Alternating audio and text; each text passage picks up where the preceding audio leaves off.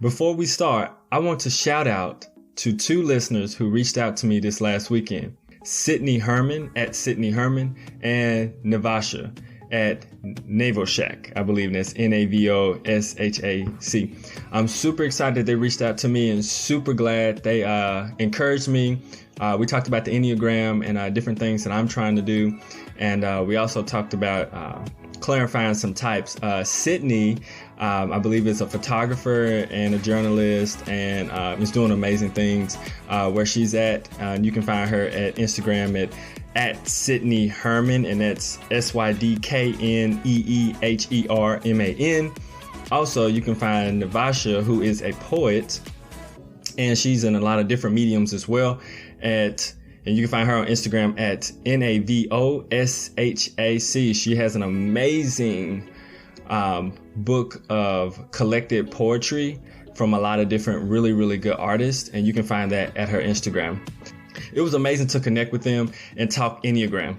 I helped one find her type, and the other conversation was someone who has been praying for me in a roundabout way. Thank you both so much. Welcome to Do It for the Gram and Enneagram podcast, where we do it for the gram, not the Instagram, but the Enneagram. We take steps to improve ourselves and our community around us. On today's episode, we are going to discuss the Enneagram Type 4, the artistic, creative, melancholy, and sensitive type. Let's go, intro music.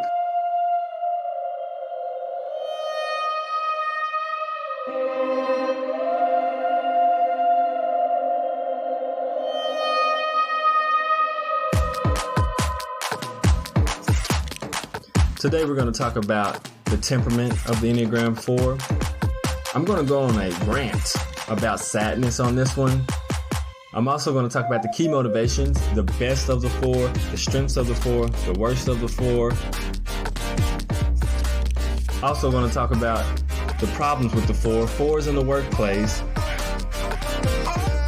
as well as the psychological defense. And you may know a 4 if, based off these verbal and nonverbal cues, real and TV examples. And I'm going to talk to people who have relationship with 4s, and I'm going to talk directly to 4s at the end. The temperament of the Enneagram 4. Type 4s are in the heart feeling center of intelligence, so their predominant way of interpreting life is going to come through emotions and feelings. The archetypes for the Type 4 include the artist, the romantic, the individualist, and the bohemian. 4s are called the artists because most 4s tend to be very creative and artistic. They do not just like art, such as music, design, visual art, and the different forms of art. They are usually very good at these mediums, and it comes very easy to them. The romantic applies heavily to 4s because they romanticize things quite a bit in their head and heart, and a lot of times about a relationship. They have a way of making things more appealing or flamboyant than it naturally would be. The individualist because they want to be unique in the way that they live their lives. The bohemian applies because they are unconventional and different. 4s have very strong emotions and creative fantasies of how they want life to be. One word that resonates with 4s is melancholy. 4s' strong emotions tend to lean towards the sadder emotions. Sad rant. All right. Emotions that are sadder get a bad rep in our society. Sad is seen as bad, and that's just not true. If you have seen the movie Inside Out, spoiler alert, the sad, melancholy, blue character is the key to the movie. The sadder emotions help us to feel the fullness of life. We can truly appreciate and experience what life has to offer. Many of the other types run from the sadder emotions by self-medicating, self-sabotaging, and trying to hyper-focus on trying to be overtly positive. Somewhere we adopted the thoughts that being happy equals good or right. We were created with a range of emotions that help us embrace life and the people in it more fully. 4s are naturally attuned to melancholy, and that is not a bad thing as long as they don't stay there forever.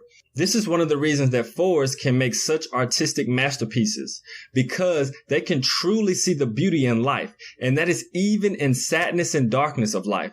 Many other types who run from the sadder emotions, get you a nice bed or couch, plop down and watch Inside Out. Get your emotions on. Rant over.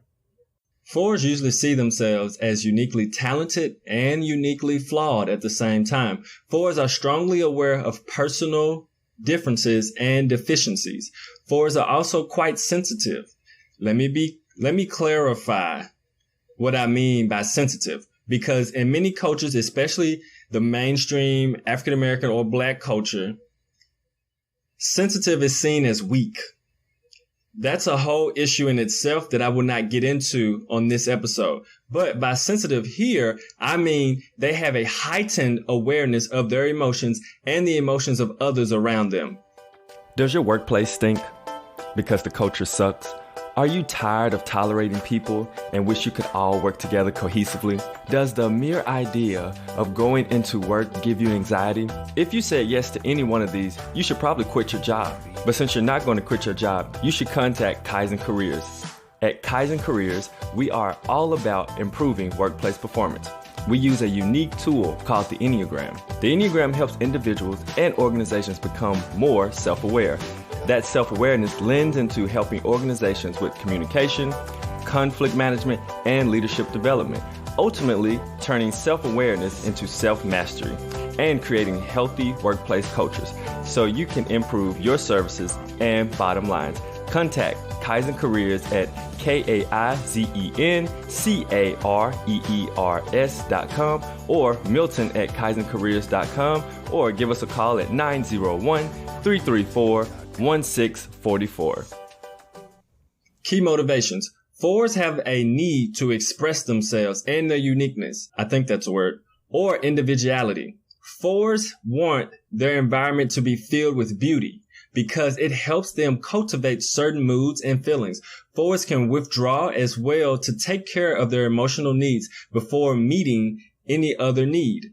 Fours also like to attract a romanticized rescuer for themselves as well. Best of the four. The highest emotion of the four is called equanimity. What in the world is equanimity? Well, it means keeping the heart open and being able to welcome all feelings, yet staying balanced. Fours have the ability to really understand the melancholy emotions, but sometimes they can get trapped there and not allow the balance of emotions that we all need in life. The strengths of the four. The strengths of the four include being very compassionate, sensitivity, idealistic, and amazing emotional depth. Such big hearts. Worst of the four. The lowest emotion of the four is envy, and the kind of melancholy that arises from experience of disappointment or deficiency. As mentioned earlier, fours can get stuck in sad emotions and see their perception of being uniquely flawed in a way that is very unhealthy. Fours also struggle hardcore with envy. Even though fours want to be super original and different, which they usually are, fours still struggle with seeing themselves as deficient and wanting what others have in their life. The problem of the four includes moodiness, being withdrawn, and uncooperative. Wowzers. A four can be really moody. If they are emotionally unbalanced, they can really throw people for a loop. Almost like Sour Patch Kids. One moment they're sweet, next minute they're sour. Fours definitely withdraw, similar to fives. While fives withdraw to process and think, fours retreat to try to rein in some of their strong emotions and to throw pity parties as well. Be careful. Fours in the workplace. This segment is brought to you by 9types.com and the great Helen Palmer, and also my personal experiences with fours in the workplace. Just like fours want to be unique, they also want their work to be distinct. They want to be able to use their unique creative genius and have a tendency to add an eccentric flair to their presentations and projects. Fours usually feel demeaned when they are given duties that they feel are commonplace to them or a commoner type of work. And this can range from small things to even big things that they feel is just super ordinary. They can feel like a CEO spot is commonplace compared to what they would want to do as being a specialist or someone unique in what they do. It is very important fours are respected in the workplace for their vision and ideas. Fours typically love and appreciate words of affirmation. Fours' efficiency can be tied to their mood. If their emotions are out of sync, then it usually will impact them heavily at work. Fours like producing quality projects. Fours are great at emotionally intense work, such as being an activist, a grief counselor, and even working with people who struggle with depression or suicidal tendencies. Something very interesting that Helen Palmer wrote is that fours do not flourish in a work environment that requires close cooperation with others who are more skilled, more valued, or better paid. Fours already struggle with comparing themselves to others, and working with a team of people who are better and above fours makes them constantly question their own value. This can be a struggle for a four, for sure. Hopefully you have found some value in this podcast episode. You can help to keep this podcast going by supporting us on Patreon.com. Patreon.com is a site where you can support content providers. Podcasts are free to listeners, but not free for creators. It actually costs money and definitely time to produce consistent and weekly podcasts. I podcast because I want to reach people and change our community through the Enneagram. If you want to help in that by supporting me, you can go to patreon.com/doitforthegram. That is patreon.com/doitforthegram. Psychological defense. The psychological defense of the Enneagram 4 is called introjection. Introjection is the action of attempting to overcome a deficiency by bringing in value from outside oneself, as well as the habit of internalizing blame for what goes wrong. Basically, that means that fours personalize events, relationships, and situations a lot of time that can have nothing to do with them or anything that they have done. This can go in one or two ways. Suppose a four doesn't get the attention they want from a friend, a colleague, or someone they're interested in, and they can take it and personalize the whole situation, assuming that the other person does not like them for some reason and not considering the whole situation could be that it has nothing to do with them. Fours can also use introjection with more positive emotions and exaggerate themselves in order for their self-image to be authentic and different. In these examples, a four is trying to bring in value from outside of themselves to feel unique and special. That's why introjection is their defense, because they are using external means to battle their internal battles of deficiency. What type fours tell us about themselves? I long for what's missing, distant or unattainable. The ordinary pales in comparison. My deep sense of abandonment translates into a belief that I will never be fulfilled. I envy and idealize what others have that I don't. Authenticity and meaningful experiences are essential to me. My suffering sets me apart from others. You've probably met a four based on these verbal cues. They have frequent sharing of personal stories. Fours share a lot of personal stories. I mean, a lot. Frequent use of me, my, mine, and I. They do a lot of mentioning themselves. When they talk about their personal stories, obviously they use those words, me, my, mine, and I, because they're talking about themselves and including different things that went on in their life. Deliberate word choice. So they're very particular about choosing the right word when they're speaking. And they can even search for the particular word at the time saying, okay, Google, what are some synonyms for this? Oh, my phone just went off. Hold on. Oops. Sorry, Google. I wasn't really talking to you. Some of the nonverbal cues, they appear focused inward. They have wet or moist eyes, and they can be intense. This is a thing that a lot of people don't notice about 4s sometimes because they say they're melancholy and sad, but 4s can really, really be intense. Some of the 4s I know, sometimes they get mistaken for an 8 just because of their intensity that they can bring when they are excited about something or in a competitive space, or they're actually trying to attain or achieve something, or upset, that too. Speaking style. 4s are expressive of feelings, personal, self-focused, and have a flair for originality. Others may perceive 4s as overly expressive, unsatisfied with responses, and emotionally intense. Here are some real and TV examples of 4s. Prince. The artist formerly known as Prince. This guy was one of the greatest entertainers to ever touch this earth, and the way that he understood music was so amazing. The way that he was so original. If you don't know Prince, which I'll be shocked if you don't, you would know that he was super original. And like everything that he did was based on him being different, unique, and standing out.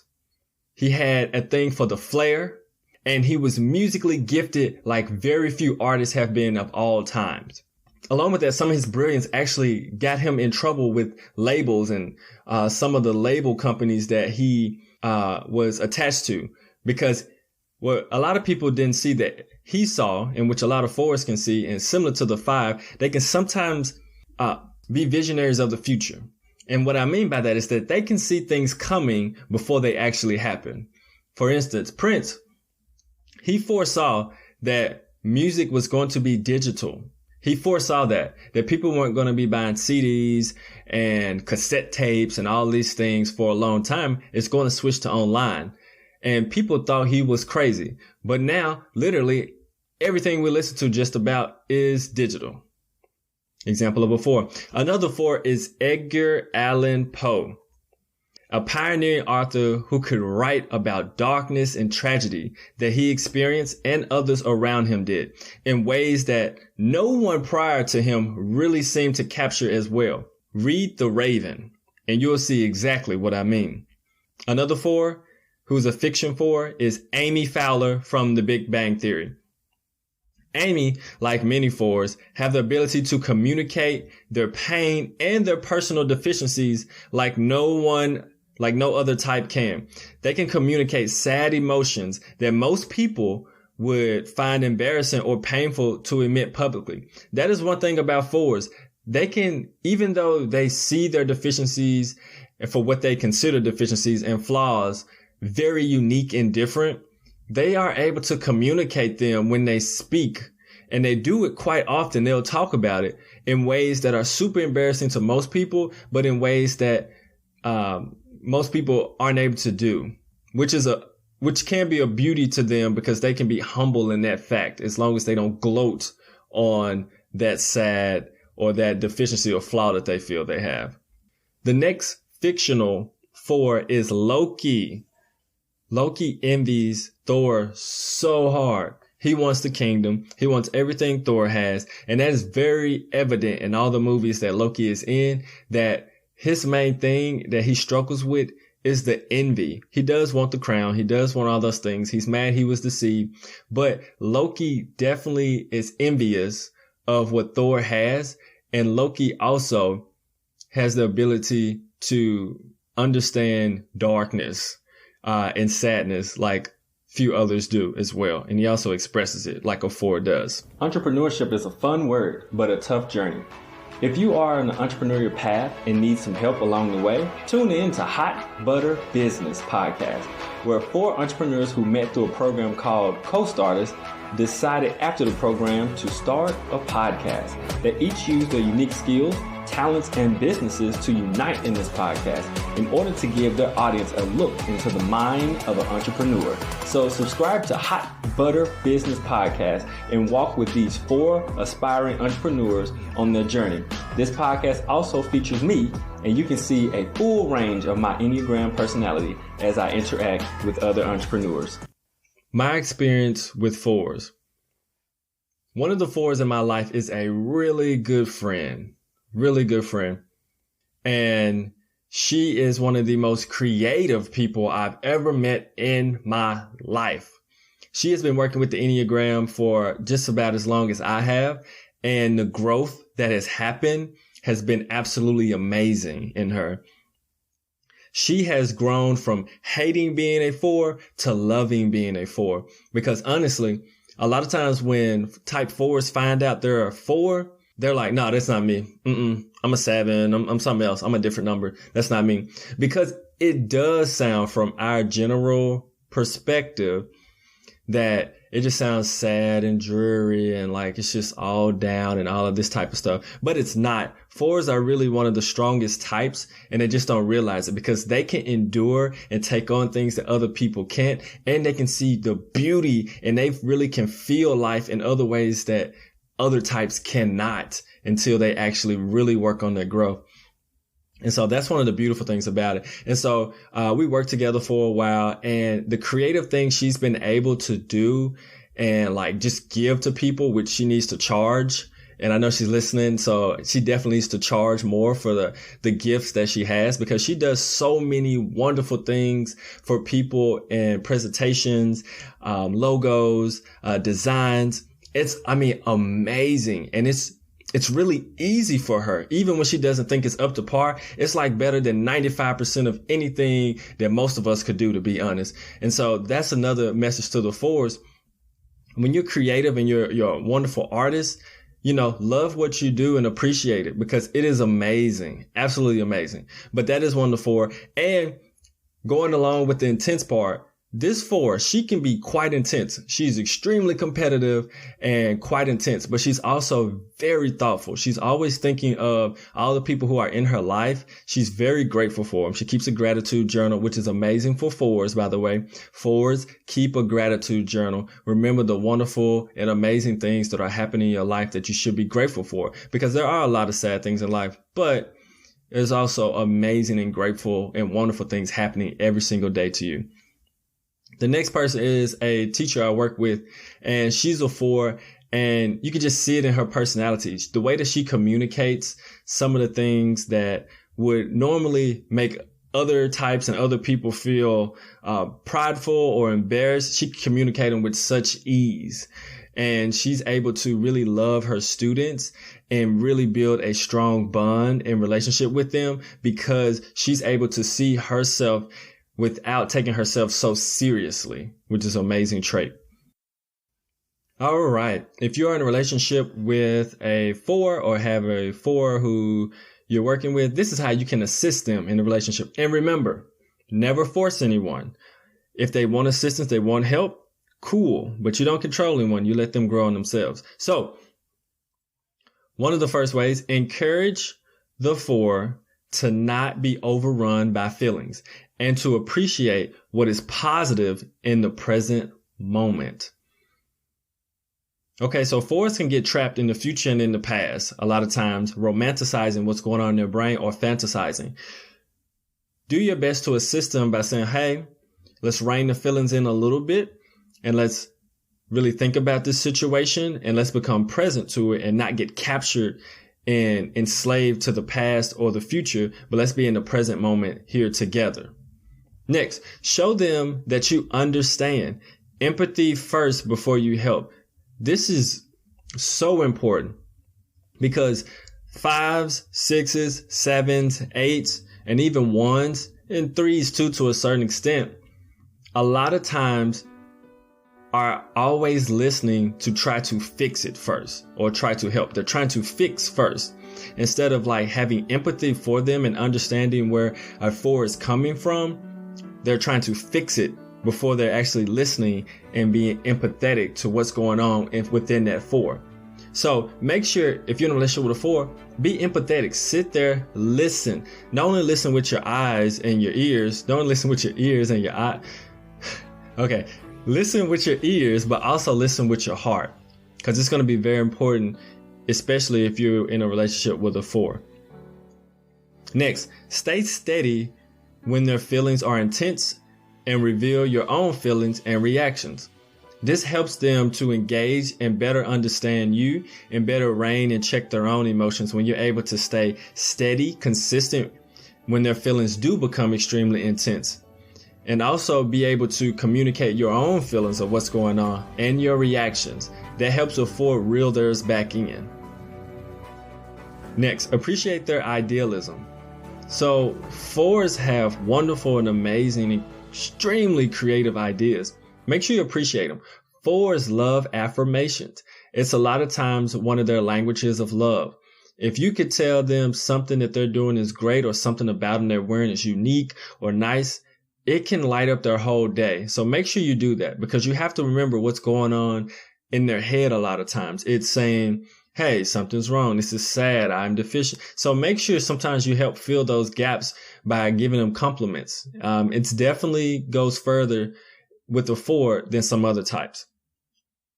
Next, let the 4 know that they are lovable, separate from their identification of trying to be special. So here's the thing. In some of that uniqueness and specialness, a 4 is searching for value. Just like every type is doing something to find their own personal value and fill a void inside of themselves, 4s are trying to use a uniqueness to do that and a difference and being different to do that. So let them know that you love them regardless of that. They don't have to be so much flair and so much flamboyance just for you to care and love them. Love them. Let them know you love them because just plainly of who they are. The fact that they were born and just the fact of who they are naturally without all the extra on top. And you can love that too, but let them know you love them deep down and they don't need the extra to feel or to be loved. Strategies. This is for the 4, for your self-development and fulfillment of your relationships. 1, accept that wholeness and realness exists now in the present moment. So make sure, 4s, that you're not getting caught up in the past or the present and feeling like something is missing and that you're deficient in some way. And in the future, if you have just this or if you have just this person, that's going to make you whole. No, you're whole right now. You're a wonderful person and you have what you need right now within you in the present moment. Next, focus on what is present and what is rather than what is missing. This goes along with the first one. Don't worry about what is missing. Everybody missing something. And even though you may notice more what you're missing, remember, stay in the present and focus on what is. It is what it is, as some people say. And don't focus on necessarily what's missing. Next, resist domination by your strong and sometimes fluctuating feelings while acknowledging their authenticity. Respect your feelings. Love them. And I know it's tough because you're always feeling and they're strong. But remember, you don't have to allow those feelings to control you or dominate your life. Next, sustain a steady course of action even in the presence of intense feelings. 4s, you naturally want to withdraw sometimes, and sometimes you definitely need to make sure that you are keeping your feelings, your strong emotions kind of in check. But make sure that you're still moving forward with what you need. Don't let your feelings stop you from being either productive, effective, loving, caring, or any of those things. Don't let that happen because those emotions should not be controlling you. Next, fill in the middle by appreciating the ordinary. So sometimes you feel deficient because you feel like you're missing something. You feel like something is missing. Let the ordinary day by day fill those positions. Appreciate what is ordinary as well. The beautiful is in the different, in the flamboyant, in the flair, in the rare, all those things. But there's also beauty that you can appreciate in the ordinary. So make sure that you kind of fill those gaps of deficiency with things that are wonderful and ordinary. Next, separate your self-esteem from being special or extraordinary. I know 4s, you want to be unique and different, and that's a beautiful thing when it's healthy. But when it's not healthy and you attach it to your self-esteem and value, that's when it becomes tricky, because now you're living based on, are you special? So if you feel you're special and then something comes along and you feel it's more special, now your value is tied to that. You cannot tie your value to being special or extraordinary. You are valuable simply because you were made, simply because you were created. That's why you're valuable. If you've made it this far and have not already taken the Enneagram test, here are a few that I trust. You can always go to kaizencareers.com/Enneagram and scroll to the bottom for the quick 2-question test based off of the Russ and Rizzo's quick test. The second one I trust is Eclectic Energies. It's another free test that has about 30 or so questions and can be pretty accurate depending how self-aware you are. The next one I trust is the Enneagram Institute. For a more thorough test that will give you possibly your top 3 types, you can go to EnneagramInstitute.com. And the test there has a minimum cost, but it's pretty accurate. Last but not least, I trust the Integrative 9 test. This can be found at integrative9.com. This test is one of the most expensive tests, but I believe it to be the most accurate and gives a ton of information based on your type. It includes personal life, but really shines on how your type performs professionally. 4s, listen carefully. The only thing missing or deficient about you sometimes is you not loving yourself as much as you need to. It's not understanding how amazing you are. It's not understanding how great you are. Not understanding what you actually bring to the world. Not understanding that your emotions are your gifts. And you use them correctly, you can heal and help so many people. You can bring life and beauty and experience to so many different people. Overcome that envy, because you have what you need. Maybe you're not missing anything. Maybe you have all that you need. Some of those insecurities, there is beauty in imperfection. And a lot of time there's perfection in imperfections. So those things that you sometimes consider to be shortcomings are beautiful things. They are beautiful things. So you must learn to love yourself completely and wholly in the present moment. And don't get stuck in the future or the past, romanticizing of what could be, but stay here of what's beautiful, which is you. And make sure that you start to appreciate the wonderful things that you bring to this world and you bring to other people. For as you are a delight to other people. When you are healthy, you bring so much life, joy, happiness, fun, experience. You bring all of that with you to so many people. It's amazing, and you must appreciate that within yourself. Remember, you don't have to idealize being special or unique as a way to create value within yourself. You are already valuable. I'm going to say it again. You are already valuable. You don't need all the extra external stuff to make you valuable and make you amazing, because you were born that way. You were born amazing. You were born unique, and you were born having a ton of value. So don't search for it externally because you have it internally. Don't long for what's missing or what you perceive to be missing and get caught in envy. Love what you have and what you got and what you've been given. Think of all of the great things and amazing things that you have been given in your life or that are around you. And start with the small things, because they're all around us. Just as much as we have things that are sad, that we feel insecure about, we also have beautiful things that are constantly and always happening. Focus on finding those. Like my good friend who's a 4, writing your gratitude journal. This is hugely important for 4s. Hugely important, especially the way that you see beauty in life. Write down those wonderful things that you see that you're grateful for. And make sure that you spread and give the gift that you have of understanding the world, beauty, life, your difference, distinctness, amazingness, creativeness, your ability to love and be compassionate of others, your ability to understand emotions that are deep, that can be tragic, that other people can't. Make sure you spread that and help other people, because we out here struggling. We're struggling to touch a tip of the emotional depth that you can provide and that you understand. So make sure you're sharing that, because you can help so many other people heal and become whole with that.